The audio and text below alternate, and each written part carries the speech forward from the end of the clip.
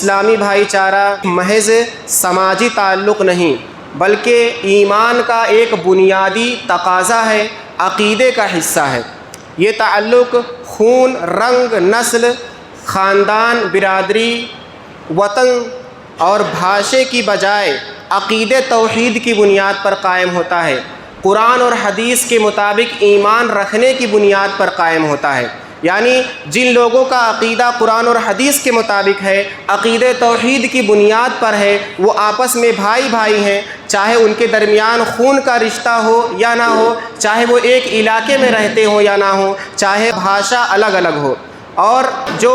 عقیدہ توحید کو نہیں مانتے، جن کا عقیدہ قرآن اور حدیث سے مختلف ہے، وہ آپس میں ایک دوسرے کے بھائی نہیں ہیں، چاہے ان کے درمیان خون کا رشتہ ہو، چاہے وہ ایک ہی علاقے میں رہتے ہوں، چاہے وہ ایک ہی زبان بولتے ہوں۔ تو عقیدہ توحید کی بنیاد پر، قرآن اور حدیث پر ایمان رکھنے کی بنیاد پر جو تعلق قائم ہوتا ہے اسے اسلامی بھائی چارہ کہتے ہیں۔ اللہ رب العالمین سورہ آل عمران آیت نمبر 28 کے اندر بیان فرماتا ہے، لا يتخذ المؤمنون الکافرین اولیاء من دون المؤمنین، کہ مومنوں کو مومنوں کے علاوہ کافروں سے دوستی نہیں کرنا چاہیے۔ یعنی مومنوں کو چھوڑ کر کے کافروں سے دوستی نہ کریں، ان کے لیے جائز اور درست نہیں ہے کہ وہ مومنوں کو چھوڑ کر کے کافروں سے دل کا رشتہ رکھیں، ان کے دل کا تعلق، ان کے روح کا تعلق اور ان کی محبت کا تعلق کافروں سے ہو، یہ جائز اور درست نہیں۔ اور مزید وضاحت کرتے ہوئے اللہ رب العالمین سورۃ المجادلہ آیت نمبر 22 کے اندر بیان فرماتا ہے،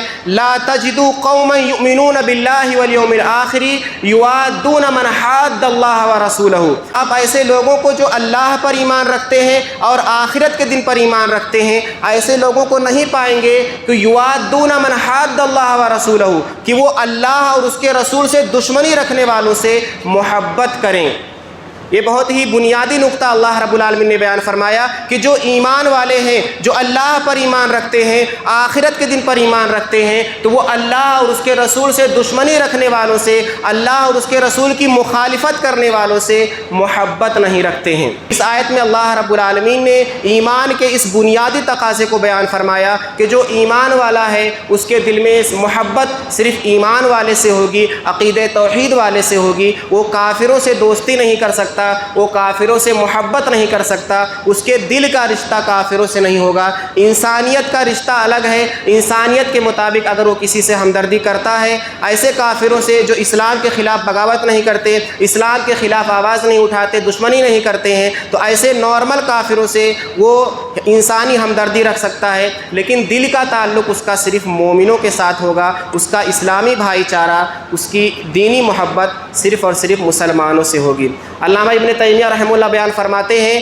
کہ ہر وہ شخص جو اللہ اور اس کے رسول پر ایمان رکھتا ہے، یعنی قرآن اور حدیث کے مطابق اس کا ایمان ہے، وہ دوسرے مومن کا بھائی ہے، وہ دنیا کے کسی بھی کونے میں رہتا ہو، یعنی یہ سرحدیں یہ بھائی چارے کو ختم نہیں کرتی ہیں، دنیا کے کسی بھی کونے میں رہے لیکن وہ ایمان والا ہے تو وہ ایمان والے کا بھائی ہے۔ جس طریقے سے موتیوں کی ایک مالا ہوتی ہے جس کو ایک ہی لڑی میں پیرو دیا جاتا ہے، اسی طریقے سے اہل توحید، عقیدہ توحید کو ماننے والے ایک مالے کی طرح ایک ہی لڑی میں پیروئے گئے ہیں، جہاں پر وہ ایک دوسرے کا آئینہ ہوتے ہیں۔ مسلمان مسلمان کا آئینہ ہے، مسلمان مسلمان کی طاقت کا ذریعہ ہے، اس کا ہمدرد ہے، اس کا خیر خواہ ہے، اس کا غمخوار ہے، اس کا مددگار ہے۔ ایک مسلمان کی تکلیف دوسرے مسلمان کو محسوس ہوتی ہے۔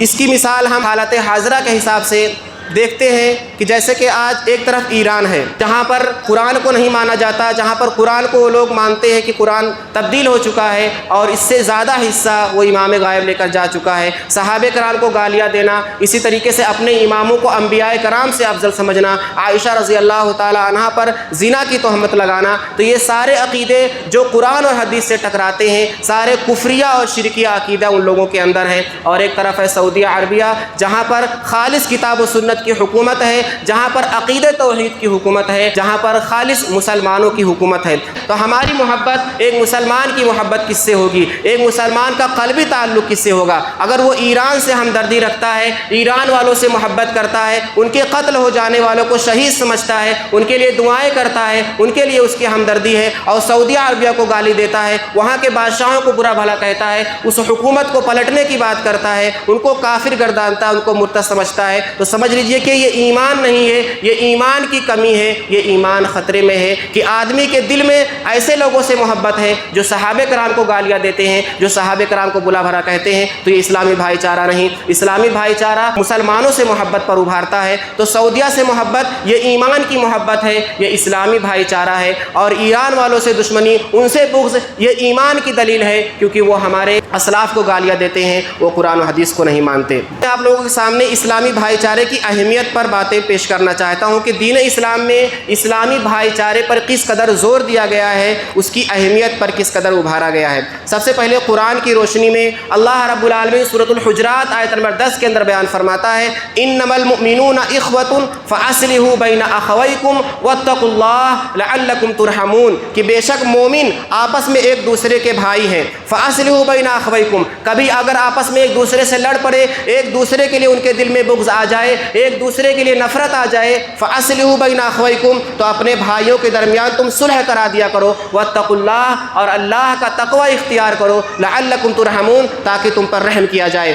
تو مومن یہ مومن کے بھائی ہیں، آپس میں کبھی من مٹاؤ ہو سکتا ہے، دنیاوی اعتبار سے کبھی ایک دوسرے سے نفرت آ سکتی ہے، تو اس کو ختم کرنا ہے، اس کو مزید بڑھاوا دینا، یہ ایمان کے خلاف ہے۔ اگر آپس میں کچھ بغض و نفرت آتی ہے تو مسلمانوں کو یہ حکم دیا گیا ہے کہ اس بھائی چارے کو، اس جو ختم ہو رہی ہے اس کو بڑھائیں، اور ان کی دشمنی کو ختم کرا کے ان کے اندر صلح پیدا کریں، اور یہ رحمت کی دلیل ہے۔ یعنی اللہ رب العالمین رحم کرتا ہے اگر بھائی چارے کو قائم کیا جاتا ہے، اگر بھائی چارہ ختم کیا جاتا ہے، لوگ آپس میں ایک دوسرے سے بغض میں مزید بڑھتے چلے جاتے ہیں اور اس نفرت کو ختم نہیں کرتے ہیں، آپس میں تعلقات نہیں رکھتے ہیں، ایک دوسرے کو اسلامی بھائی نہیں سمجھتے، ایک دوسرے کے کام نہیں آتے ہیں، تو یہ اللہ کی رحمت سے محرومی کی دلیل ہے۔ اس کی مزید وضاحت کرتے ہوئے اللہ رب العالمین سورۃ التوبہ آیت نمبر 71 کے اندر بیان فرماتا ہے، والمؤمنون والمؤمنات بعضهم اولیاء بعض، کہ مومن مرد اور مومنہ عورتیں آپس میں ایک دوسرے کے ولی ہیں، ایک دوسرے کے دوست ہیں، ایک دوسرے کے غمخوار ہیں، ایک دوسرے کے مددگار ہیں۔ یأمرون بالمعروف وینہون عن المنکر، تو وہ ایک دوسرے کو بھلائی کا حکم دیتے رہتے ہیں اور ایک دوسرے کو برائی سے روکتے رہتے ہیں۔ ویقیمون الصلاۃ، اور نماز کو قائم کرتے ہیں۔ ویؤتون الزکوٰۃ، زکوٰۃ کی ادائیگی کرتے ہیں۔ ویطیعون اللہ ورسولہ، اللہ اس کے رسول کی اطاعت اور فرما برداری کرتے ہیں۔ اولئک سیرحمہم اللہ، یہی لوگ ہیں جن پر اللہ تعالیٰ عن قریب رحم کرنے والا ہے۔ ان اللہ عزیز حکیم، بے شک اللہ تعالیٰ قوت والا اور حکمت والا ہے۔ تو اس آیت کے اندر اللہ رب العالمین نے بتلایا کہ مومن اور مومنہ عورتیں آپس میں ایک دوسرے کے ولی ہیں، ایک دوسرے کے مددگار، ایک دوسرے کے غمخوار، ایک دوسرے کے بھائی ہیں، آپس میں ایک دوسرے کے کام آنے والے ہیں۔ کام کس طریقے سے آتے ہیں اللہ تعالیٰ نے وہ بھی بیان فرما دیا کہ ایک دوسرے کو بھلائی کا حکم دیتے ہیں۔ اگر کوئی مسلمان کبھی گمراہی کے راستے پر جانے لگ جاتا ہے، کبیرہ گناہوں کا ارتکاب کرتا ہے، یا زنا کی طرف جاتا ہے، چوری کی طرف جاتا ہے، شراب خوری کی طرف جاتا ہے، سود لینے کی طرف جاتا ہے، تو مسلمان اس کی ہمدردی میں اس کو روکتا ہے، اس کو نیکی کی طرف لے کر کے آتا ہے، اس کو بھلائی کا حکم دیتا ہے، برائی سے روکتا ہے، اور نماز کو قائم کرتا ہے۔ تو معلوم ہوا کہ اللہ رب العالمین نے جو فرائض کو رکھا ہے اور اکٹھا ادا کرنے کی جو تعلیم دی ہے وہ اسی بھائی چارے کے لیے ہے۔ اللہ رب العالمین 5 وقت کی نمازوں کو یہ حکم دے سکتا تھا کہ اپنے اپنے گھروں میں پڑھو، تمہاری نماز ادا ہو جائے گی، لیکن 5 وقت کی نمازیں جو اللہ نے فرض کی ہیں وہ جماعت کے ساتھ فرض کی ہیں۔ اگر کوئی جان بوجھ کر بغیر عذر کے جماعت کو چھوڑتا ہے تو وہ کبیرہ گناہ کا ارتکاب کرتا ہے۔ یہ اسی لیے ہے تاکہ تمام مسلمان اکٹھے ہو کر کے ایک ہی مسجد میں نماز پڑھیں، ایک دوسرے سے پیر سے پیر ملا کر کے، کندھے سے کندھا ملا کر کے ایک دوسرے کے ساتھ کھڑے ہوں، چاہے غریب ہو، چاہے امیر ہو، کالا ہو یا گورا ہو، چھوٹا ہو یا بڑا ہو، سب ایک دوسرے کے ساتھ مل جائیں، ایک دوسرے کا حال چال لیں، ایک دوسرے کا خیر خواہ بنے۔ اللہ رب العالمین دن میں 5 مرتبہ اکٹھا کرتا ہے۔ پھر اسی طریقے سے زکوٰۃ کی ادائیگی کے ذریعے اللہ تعالیٰ ایک دوسرے کو ہمدرد بناتا ہے کہ امیر لوگ غریبوں پر زکوٰۃ کی ادائیگی کر کے ان پر خرچ کرتے ہیں تو غریب امیروں سے محبت کرتے ہیں اور امیروں کے دل میں غریبوں کے لیے ہمدردی آتی ہے۔ حج کی ادائیگی کو اللہ تعالیٰ نے رکھا، ایک ہی وقت میں، ایک ہی ٹائم میں رکھا، اور سارے لوگوں کے لیے ایک برابر رکھا کہ سب کو ایک ہی کپڑے میں ایک ہی طریقے سے حج ادا کرنا ہے، اس سے پہلے نہیں، اس سے بعد میں نہیں۔ یہ بھی بھائی چارے کے لیے ہے کہ سارے لوگ ایک جگہ پر اکٹھا ہوں، چاہے چھوٹا ہو بڑا ہو، خاندان کوئی بھی ہو، چاہے کوئی کالا ہو چاہے کوئی گورا ہو، سارے لوگ مل کر کے ایک ہی صف میں لگ جائیں اور ایک برابر ہو جائیں۔ یہ اسلامی بھائی چارے کے لیے ہے۔ تو اسلام کی جتنی بھی تعلیمات ہیں وہ بھائی چارے کو مضبوط کرتی ہیں، ایک مسلمان کو دوسرے مسلمان سے جوڑتی ہیں، اس کا تعلق بناتی ہیں۔ اسی طریقے سے اسلامی بھائی چارہ یہ اللہ رب العالمین کا بہت بڑا احسان ہے۔ یہ بھی سمجھنے کی ضرورت ہے کہ اسلام کے آنے سے پہلے کفار مکہ زمانے جاہلیت میں ایک دوسرے کے خون کے پیاسے تھے، ذرا ذرا سی بات پر تلواریں باہر آ جاتی تھیں اور ایک دوسرے کو قتل کرنا ان کے لیے بالکل معمولی بات تھی۔ اپنے ہی خاندان کے لوگوں کو ذرا ذرا سی بات پر مال و دولت کے لیے، حسب و نسب کے لیے، رنگ کے لیے ایک دوسرے کو قتل کرنا ان کے لیے بالکل عام بات تھی۔ اسی کو ختم کیا اللہ رب العالمین نے دین اسلام کے ذریعے۔ اللہ تعالیٰ بیان فرماتا ہے سورہ انفال آیت نمبر 63 کے اندر، وَأَلَّفَ بَيْنَ قُلُوبِهِمْ، کہ اللہ رب العالمین نے ان کے دلوں میں محبت پیدا کر دی، ان کے دلوں کو جوڑ دیا۔ لو انفقت ما فی الارض جميعا ما الفت بین قلوبہم، اللہ کے رسول صلی اللہ علیہ وسلم سے خطاب کرتے ہوئے اللہ تعالیٰ بیان فرماتا ہے کہ اگر زمین کی تمام چیزوں کو آپ خرچ کر دیتے تو آپ ان کے درمیان ان کے دلوں میں محبت نہیں پیدا کر سکتے تھے، ولکن اللہ الف بینہم، لیکن اللہ نے یہ محبت پیدا کی ہے۔ انہ عزیز حکیم، بے شک اللہ تعالیٰ قوت والا اور حکمت والا ہے۔ تو یہ اللہ کا بہت بڑا احسان ہے۔ اسی احسان کو جتلاتے ہوئے اللہ تعالیٰ سورہ آل عمران آیت 103 میں بیان فرماتا ہے، وَاعْتَصِمُوا بِحَبْلِ اللَّهِ جميعا ولا تفرقوا واذكروا نعمة الله عليكم إذ كنتم أعداء فألف بين قلوبكم فأصبحتم بنعمته إخوانا، کہ اللہ رب العالمین کی رسی کو مضبوطی سے تھام لو، ولا تفرقوا، اور آپس میں اختلاف نہ کرو، واذكروا نعمة الله عليكم، اور جو تمہارے اوپر اللہ کی نعمت ہے، اللہ کا احسان ہے، اس کو یاد کرو۔ إذ كنتم أعداء، جب تم آپس میں ایک دوسرے کے دشمن تھے، فألف بين قلوبكم، تو تمہارے درمیان اللہ تعالیٰ نے محبت پیدا کر دی، فأصبحتم بنعمته إخوانا، تو اس کی نعمت کی وجہ سے، اس کی احسان کی وجہ سے تم آپس میں ایک دوسرے کے بھائی بھائی ہو گئے، تمہارے دلوں میں محبت پیدا ہو گئی۔ وہ انصاری صحابہ جو مدینہ کے رہنے والے تھے، اوس اور خزرج دو قبیلے ان کے درمیان تھے، ان کے درمیان بھی اسی زمین کے لیے، باغات کے لیے، دنیا کے لیے آپس میں ایسی لڑائیاں ہو جاتی تھیں کہ جو زمانے تک چلتی تھی۔ ایک لڑائی ان کے درمیان تھی اوس اور خزرج کے درمیان، جس کو جنگ بعاث بولتے ہیں، کہ اسی باغات کے لیے آپس میں ایک دوسرے کو قتل کرتے تھے، اوس والے خزرج کو اور خزرج والے اوس والوں کو قتل کرتے تھے، اور یہ زمانے جاہلیت سے کافی لمبی مدت سے چلی آ رہی تھی۔ اللہ رب العالمین نے اس جنگ کو بھی ختم کر دیا اور اسلام آنے کے بعد ان کے درمیان محبت پیدا ہو گئی۔ اسی کی طرف اشارہ کرتے ہوئے اللہ کے رسول صلی اللہ علیہ وسلم نے بیان فرمایا، صحیح بخاری حدیث نمبر 4330، حضرت عبداللہ ابن زید رضی اللہ تعالیٰ عنہ بیان فرماتے ہیں کہ جب غزوہ حنین ہوئی اور اس میں جب مسلمانوں کو فتح حاصل ہوئی، یہ فتح مکہ کے بعد پیش آئی تھی، اور فتح مکہ کے بعد بہت سارے لوگ مسلمان ہوئے تھے، دین اسلام کو انہوں نے قبول کیا تھا، نئے لوگ مسلمان ہوئے تھے۔ تو اللہ کے رسول صلی اللہ علیہ وسلم نے غزوہ حنین سے حاصل ہونے والے مال غنیمت کو یہ سارے نئے لوگوں میں تقسیم کر دیا، تاکہ ان کا تالیف قلب ہو جائے، ان کا دل اسلام کی طرف آ جائے، اسلام کی طرف ان کا دل مضبوط ہو جائے۔ جو پرانے صحابہ کرام تھے، خاص طور سے انصاری صحابہ کو اللہ کے رسول صلی اللہ علیہ وسلم نے اس مال غنیمت سے کچھ بھی نہیں دیا، ان کو بہت تکلیف ہوئی اور ان کو ملال ہوا۔ یہ بات جب اللہ کے رسول صلی اللہ علیہ وسلم تک پہنچی تو اللہ کے رسول صلی اللہ علیہ وسلم نے ان کو جمع کیا اور فرمایا، یا معشر الانصار، اے انصاریوں کی جماعت، الم اجدکم ذلالا فہداکم اللہ بی، کیا میں نے تم کو گمراہ نہیں پایا تھا؟ تو میرے ذریعے اللہ تعالیٰ نے تم کو ہدایت دی۔ وکنتم متفرقین فالفکم اللہ بی، اور تم الگ الگ تھے، ایک دوسرے سے لڑتے تھے، ایک دوسرے سے مختلف تھے، تو اللہ تعالیٰ نے میرے ذریعے تم کو ایک کر دیا، تمہارے دلوں میں محبت پیدا کر دی۔ وعالتا فاغناکم اللہ بی، اور تم غریب تھے، محتاج تھے، اللہ تعالیٰ نے میرے ذریعے تم کو مالدار کر دیا۔ تو اللہ کے رسول صلی اللہ علیہ وسلم جب یہ باتیں کہہ رہے تھے تو تمام صحابہ کرام انصاری صحابہ کہتے تھے، اللہ و رسولہ امن، اللہ اور اس کے رسول کا ہم پر بہت ہی بڑا احسان ہے، اللہ اور اس کے رسول کا ہم پر بہت ہی بڑا احسان ہے۔ تو یہ آپس میں بھائی چارہ، مل جل کر کے رہنا، محبت سے رہنا، ایک دوسرے کی ہمدردی کرنا مسلمانوں کے اندر، یہ اللہ کا بہت بڑا احسان ہے۔ حدیث مبارکہ میں بھی آپسی بھائی چارے کی، آپسی محبت کی بڑی اہمیت آئی ہے۔ صحیح بخاری کی روایت حدیث نمبر 481، اللہ کے رسول صلی اللہ علیہ وسلم بیان فرماتے ہیں، ان المؤمن للمؤمن کالبنیان یشد بعضه بعضا وشبک اصابعہ، کہ ایک مومن دوسرے مومن کے لیے دیوار کی طرح ہے، عمارت کی طرح ہے۔ یشد بعضه بعضا، جس طریقے سے دیوار کا ایک حصہ دوسرے حصے کو مضبوط کرتا ہے، اسی طریقے سے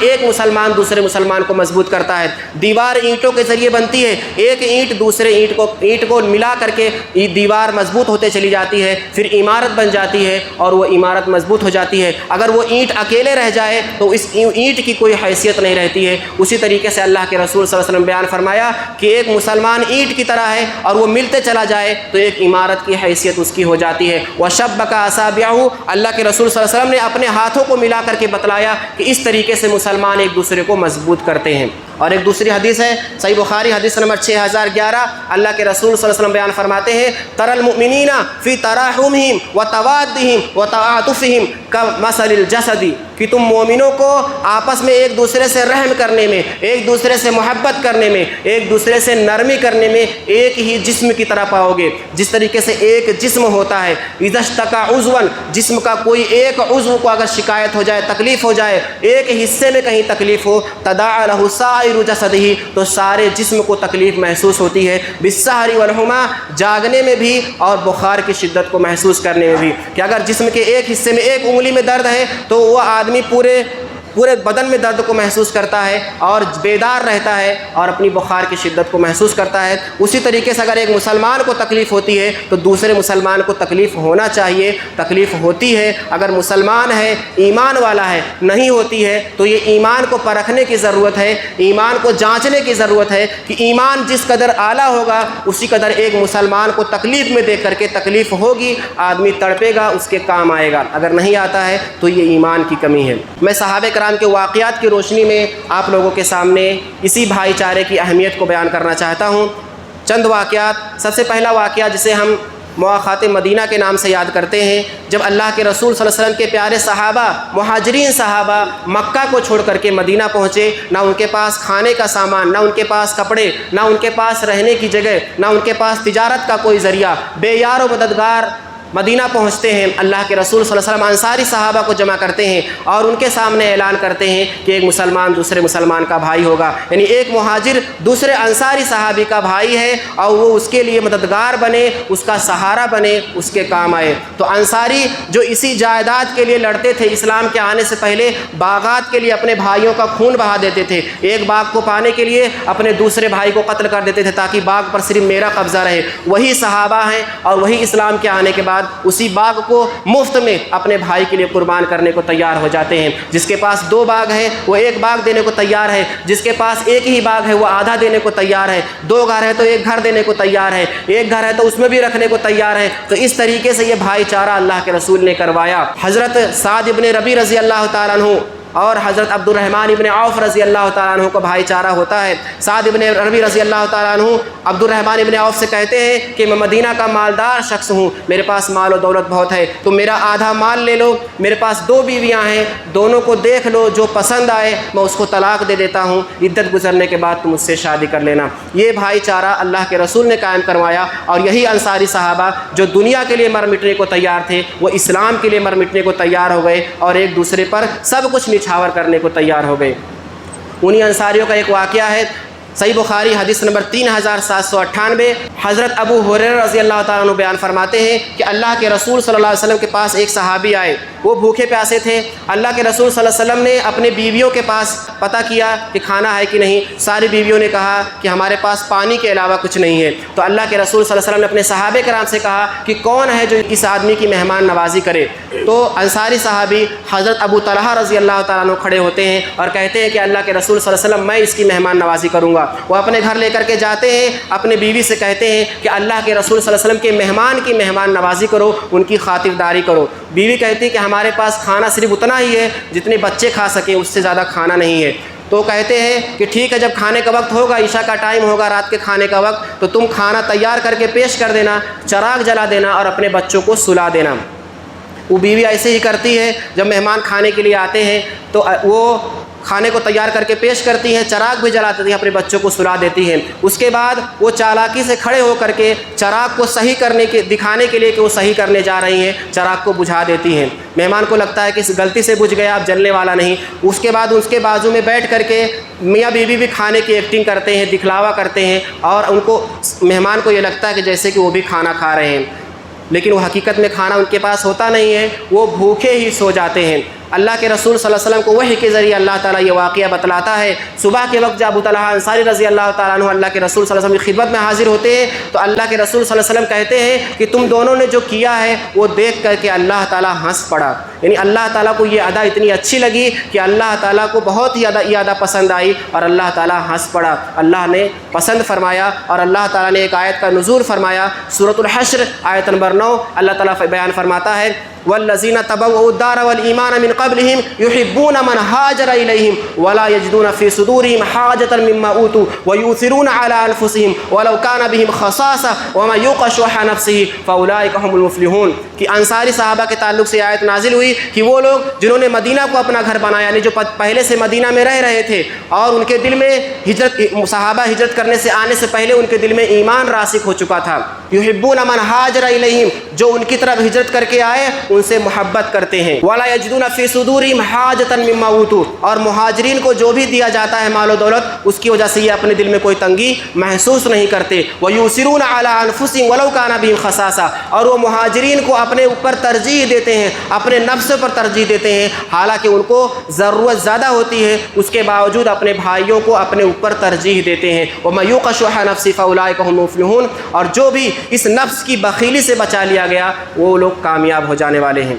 اسی طریقے کا واقعہ ایک صحابہ کا ہی حضرت عبداللہ ابن عمر رضی اللہ تعالیٰ عنہ بیان فرماتے ہیں کہ ایک صحابی کو ایک بکری کا سر ہدیہ دیا جاتا ہے. وہ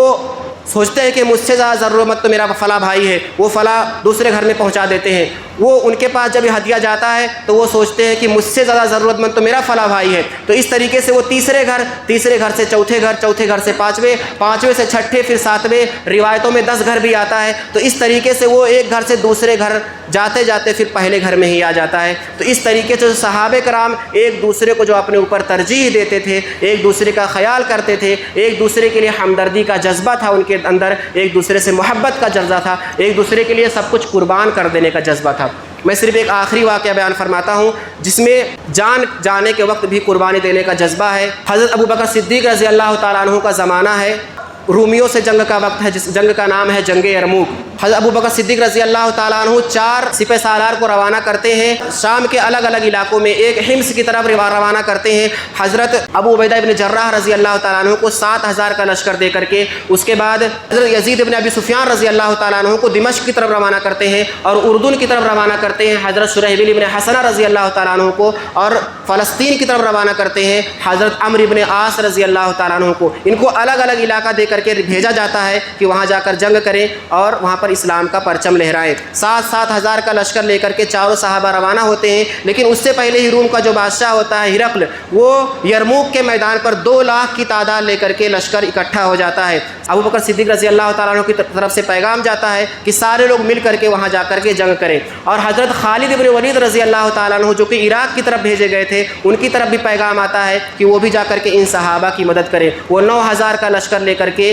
آ کر کے یرموک کے میدان پہ پہنچتے ہیں. تو اس طریقے سے 5 سپہ سالار ہو جاتے ہیں. تو خالد ابن ولید رضی اللہ تعالیٰ عنہ یہ دیکھتے ہیں اس منظر کو اور ان کو یہ لگتا ہے کہ اگر سارے سپہ سالار کے تحت الگ الگ مسلمان لڑیں گے تو اس 2 لاکھ کے لشکر سے لڑنا ممکن نہیں ہوگا اور سارے لوگ مارے جائیں گے، بکھر جائیں گے. جبکہ مسلمانوں کی تعداد صرف 40,000 کے قریب ہوتی ہے اور کافروں کی تعداد 2 لاکھ کے قریب ہوتی ہے. تو خالد ابن ولید رضی اللہ تعالیٰ عنہ سارے سپہ سالاروں کو اکٹھا کر کے، سارے مسلمانوں کو اکٹھا کر کے تقریر کرتے ہیں اور ان سے کہتے ہیں کہ ہم لوگ ایسا کرتے ہیں کہ ایک دن ایک ہی سپہ سالار کے ماتحت لڑیں گے. آج کے دن کوئی نیا سپہ سالار ہوگا، دوسرے دن کوئی دوسرا ہوگا، تیسرے دن کوئی تیسرا ہوگا. اس طریقے سے سارے لوگوں کو حق بھی مل جائے گا اور مسلمان اکٹھا ہو کر کے لڑیں گے. تو اس واقعے مجھے بتلانا صرف یہ تھا. یرموک کی طرف میں نے اشارہ کر دیا. جنگ یرموک کے نام سے بہت مشہور جنگ ہے. اس جنگ کو مسلمانوں نے فتح کیا اور اس فتح کے نتیجے میں شام مسلمانوں کے ماتحت آ گیا. تو اس میں مجھے بتلانا یہ ہے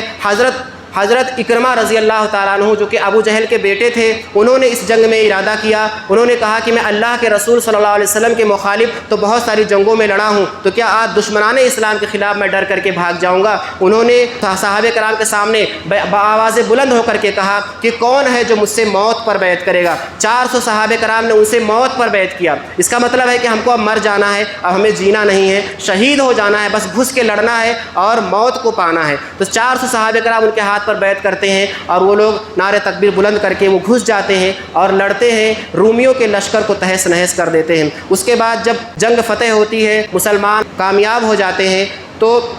حضرت حذیفہ آدمی رضی اللہ تعالیٰ عنہ بیان فرماتے ہیں کہ میں اپنے چچا زاد بھائی کو تلاش کرنے کے لیے نکلا، میں نے دیکھا کہ میرا بھائی مارے زخم کے شدت کے ساتھ تڑپ رہا ہے، پیاس کی شدت کے ساتھ تڑپ رہا ہے۔ میں اس کے پاس پانی لے کر کے پہنچا، اس کے ہونٹ سے پانی لگایا، اتنے میں دوسرے صحابی جو کچھ دور موجود تھے جن کا نام تھا ہشام ابن عاص رضی اللہ تعالیٰ عنہ، وہ پانی پانی چلانے لگے، ان کے سسکنے کی آواز آنے لگی۔ تو انہوں نے جو ان کے چچیرے بھائی تھے انہوں نے کہا کہ میں پانی نہیں پیوں گا، میرے فلاں بھائی کو پلاؤ۔ تو وہ حضرت حذیفہ رضی اللہ تعالیٰ عنہ پانی کو لے کر کے دوڑتے ہیں اور حضرت ہشام رضی اللہ تعالیٰ عنہ کے پاس پہنچتے ہیں۔ اتنے میں اکرمہ رضی اللہ تعالیٰ عنہ جو کچھ دور اور موجود ہوتے ہیں، وہ بھی انتہائی زیادہ زخمی ہوتے ہیں، وہ بھی پانی پانی چیختے ہیں، سسکتے ہیں۔ تو یہ ہشام رضی اللہ تعالیٰ عنہ کہتے ہیں کہ میں پانی نہیں پیوں گا، میرے فلاں بھائی کے پاس جا کر کے پانی پلاؤ۔ تو یہ صحابی حضرت حذیفہ رضی اللہ تعالیٰ عنہ جا کر کے جب اکرمہ رضی اللہ تعالیٰ عنہ کے پاس پہنچتے ہیں تب تک ان کی جان نکل جاتی ہے، وہ شہید ہو جاتے ہیں۔ واپس پلٹ کر کے جب ہشام کے پاس آتے ہیں رضی اللہ تعالیٰ عنہ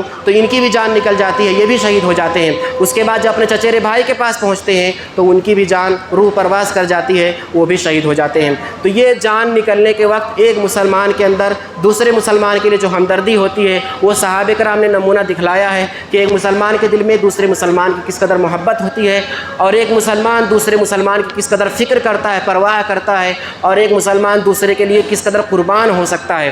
تو یہ ہمارے لیے ضروری ہے کہ ہم بھی اپنے ایمان کو سمجھیں، اپنے ایمان کو بڑھائیں اور مسلمانوں سے محبت کریں، ایسے مسلمانوں سے جو عقیدہ توحید کو ماننے والے ہیں، جو شرک سے محفوظ ہیں، جو بدعتوں سے محفوظ ہیں، وہ ہمارے مسلمان بھائی ہیں، ان سے محبت کریں۔ اگرچہ ان کے اندر کچھ گناہ ہے لیکن اگر عقیدہ مضبوط ہے، عقیدہ قرآن و حدیث کے مطابق ہے تو ہماری محبت کے حقدار صرف وہی بھائی ہیں۔ ایسے لوگ جن کے عقیدے میں خرابی ہے، جو کفر و شرک کرتے ہیں، جو قبر پرستی کرتے ہیں، یا اسی طریقے سے صحابہ کرام کو گالیاں دیتے ہیں، جو اماں عائشہ رضی اللہ تعالیٰ عنہ کی برائی کرتے ہیں، جو قرآن کو مانتے نہیں ہیں، جو حدیثوں کا انکار کرتے ہیں، وہ ہماری محبت کے حقدار نہیں ہیں۔ ان سے ہمارا دل کا کوئی تعلق نہیں، ان سے ہمارے دل کا کوئی رشتہ نہیں، ان سے ہم محبت نہ کریں۔ جبکہ آج الٹا ہمارا معاملہ یہی ہے کہ ہم سعودیہ کو گالی دیتے ہیں اور ایران سے محبت دکھاتے ہیں، جبکہ سعودیہ خالص کتاب و سنت کی حکومت ہے اور ایران خالص کتاب و سنت سے نفرت کی حکومت ہے۔ مسلمانوں سے نفرت ہے ان کو، صحابہ کرام سے نفرت ہے ان کو قرآن سے کوئی محبت نہیں، ان کو اللہ کے رسول سے کوئی محبت نہیں، اللہ سے کوئی محبت نہیں، وہ صرف دکھلاوا ہے، وہ صرف دکھلاوا اور جھوٹ ہے۔ اور ہم لوگ یہ سمجھ نہیں پاتے ہیں اور اپنی محبت کو کس کے لیے قربان کرنا ہے، ہمارا دل کا تعلق کس سے ہونا چاہیے، یہ ہم سمجھ نہیں پاتے۔ تو اسلامی بھائی چارہ ہمیں اس بات پر ابھارتا ہے کہ ہم اپنے سچے مسلمانوں سے محبت کریں، چاہے وہ ہمارے پاس ہوں چاہے وہ ہم سے دور ہوں، ہمارے محبت کے حقدار ہمارے مسلمان بھائی ہیں۔ آخر میں اللہ رب العالمین سے دعا ہے کہ اللہ رب العالمین ہمارے دلوں میں ایمان کو مضبوط کرے اور ہمیں اپنے مسلمان بھائیوں سے سچی محبت کرنے کی توفیق عطا فرمائے، ہمارے اندر ان کے لیے قربانی کا جذبہ پیدا کرے، ان کی مدد کرنے کا جذبہ پیدا کرے، ان کے لیے دعائیں خیر خواہی کا جذبہ پیدا کرے۔ اللہ رب العالمین جب تک ہم کو دنیا میں زندہ رکھے، دین اسلام پر زندہ رکھے، جو ہمارا خاتمہ ہو ایمان پر ہو، آمین۔